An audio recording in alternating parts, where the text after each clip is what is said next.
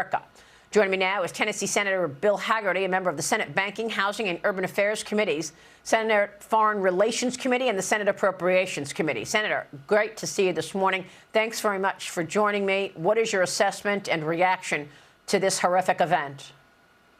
Well, good morning to you, Maria, and I just thank God that President Trump is safe. You know, I talked to him just after he was shot last time in Pennsylvania, and he said, Bill, God held me in the palm of his hand.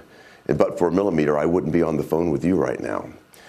This is another call far too close, and the rhetoric here in America has got to calm down.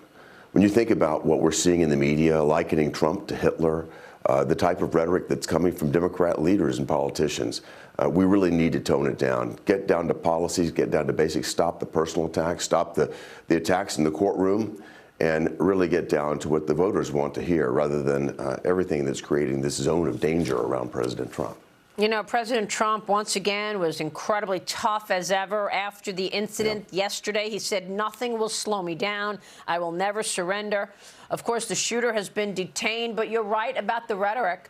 Reckless rhetoric from Dems and media to blame for second Trump assassination attempt. That is the title of Miranda Devine's piece this morning in the New York Post. The Federalist writes the same thing, that after the first assassination attempt on July 13th, President Biden came out and told everybody to lower the temperature. And then he turned around and did interviews and said that Trump was the bad guy. Democrats called him the next Hitler, a threat to democracy, primary spreader of fascism, and an existential danger to the nation. What are we going to do to stop this rhetoric? It's just unbelievable that they continue to jack this up. The Democrats will stop at nothing for power. But you know what's interesting, Maria, and I remember this very vividly. President Trump called me on the night of my election in November of 2020. He called to congratulate me, and I said, Mr. President, you're ahead by 700,000 votes in Pennsylvania. I'll be calling you to congratulate you later tonight. And he said, you know, Bill, if I win, it's not because President Biden was my opponent. He said, my true opponent was the media and big tech. I've never forgotten that. I've never forgotten that, Maria. Yeah, that's right. And big tech. And by the way, we need to call out people like leaders in the Democrat Party. Democrat House Minority Leader Hakeem Jeffries, okay, an hour after the second Trump assassination attempt, comes out with this: we must stop MAGA Republicans. We must stop them. I mean, he's not stopping.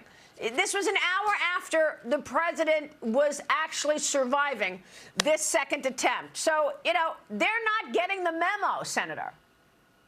You're exactly right. And you've got to ask yourself, where is leadership? Is this nothing but just an all-out thirst for power? And they're willing to sacrifice, show hatred for half of America. It's so sad. Yeah. Let me move on to the breaking news of the morning. And, of course, that has to do with Israel. Yemen's Houthi rebels claiming that they shot down another American-made MQ-9 Reaper drone today. This comes one day after the terrorist group fired a missile at central Israel yesterday. The missile did not strike its target. No casualties were reported, but this is ongoing, this assault on Israel. Israel says it tried to down it with its air defense systems, but the missile slipped through with only partial damage. The Wall Street Journal editorial board is out with this today. The U.S. should long ago have taken stronger action against the Houthis, as well as against Iran, for supplying missiles to Russia and the Houthis. President Biden fears escalation, and so Israel has to live with Houthi attacks while U.S. Navy commanders in the region play defense against Houthi assaults. Senator, I mean, what is your reaction to this nonstop attack against Israel and this dithering from this administration? Well, let's go back to, I'm going to borrow one of Vice President Harris's terms, the root cause of what's happening in the Red Sea right now. The root cause is Iran. And this is the Biden administration's policy of appeasement. Under President Trump, we had maximum pressure on Iran. The Houthis were out of business, as were Hezbollah and Hamas. As soon as the Biden administration comes in, as soon as the Harris administration comes in, they release all the sanctions. Now Iran is pumping at full blast, Revenues have been flowing in to the tune of hundreds of billions of dollars. Iran is the greatest state sponsor of terror. The Houthis are one of their beneficiaries. These are not these are not Houthi rockets. These are not Houthi technologies. This is Iranian technology and funding that's driving all of this. The Biden administration needs to shut Iran down. They won't, because they've waged war on domestic energy here. They're trying to maintain oil prices in America for the election. The result of that is unrest around the world. We're seeing it take place right now with the Houthis firing in the Middle East. We need to step up and stand strong against this. We should have shut the Houthis down from the get-go. This talk of escalation, go right back to the source. It's Iran. Yeah. Shut down Iran. Yeah, I mean, and there's no reaction from this administration, which seems obsessed with doing another nuclear Iran deal. You can't get them to say the word Iran. Yet what we hear is that the Ayatollah is on the verge of nuclear breakout. And if he has a nuclear weapon, the situation is going to become far worse in the Middle East. By the way, did you see last week in the debate when Kamala Harris claimed that there were no service members in any war-torn areas? I mean, no fact-checking on that. We heard from actual soldiers who were in Syria and elsewhere who said, well, exactly. Who are we? There have been claims that she doesn't read her briefs. As I heard that, I thought exactly that. I can't believe that she doesn't know this, and I can't believe the moderators won't fact-check her when you have a gross miss like this. Yeah, real quick, I want to move to economics with you, sir. The U.S. budget deficit reaching nearly $1.9 trillion in August. One more month to go until the end of the fiscal year. Got October 1st. We'll begin the new year, and we could see a shutdown. That's up 24% compared to the same time last year, Senator. What's the story on the budget? Do you believe we will see a continuing resolution? I mean, there's obviously no other way. We got to see a CR. But why are the Democrats in the Senate unwilling to attach the SAVE Act to ensure that non-citizens are not voting in this election?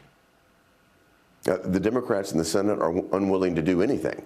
We've had our appropriations bills ready for months. Chuck Schumer continues to just bring show bills and radical nominees in front of us. He's cruising to a shutdown. And they don't want to do anything to acknowledge what the real threat is at our southern border.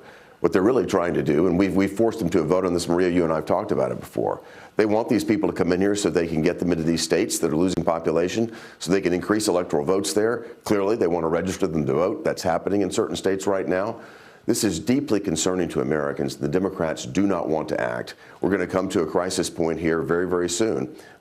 It's going to be interesting to see what comes out of the House. Yeah, but isn't it true that the Democrats know that the Republicans will not shut down the government before an election? I mean, look what's happened in past shutdowns. 1.3 million essential government workers report to work without known payment dates. 800,000 non-essential government workers furloughed. Delay of IRS funding, refunds, rather, delay of IRS refunds. All this stuff this happens in a shutdown, and the Democrats know the Republicans are afraid of it because it'll be your fault.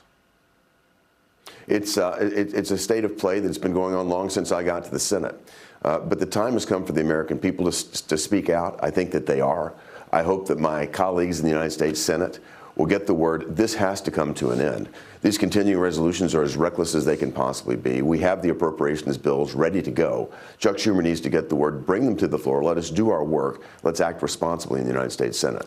Real quick, are you willing to take it to the mat and shut down the government, or shut down the border, shut down the government, and not succumb to all of these games every quarter, it seems? We'll see what the options are, but I certainly have gotten to that point with them in the past. So I'm looking forward to see where we land on this one in the coming weeks. Senator, you're a gem. Thanks very much for being here, sir. Senator Bill Hagerty in Tennessee. We'll be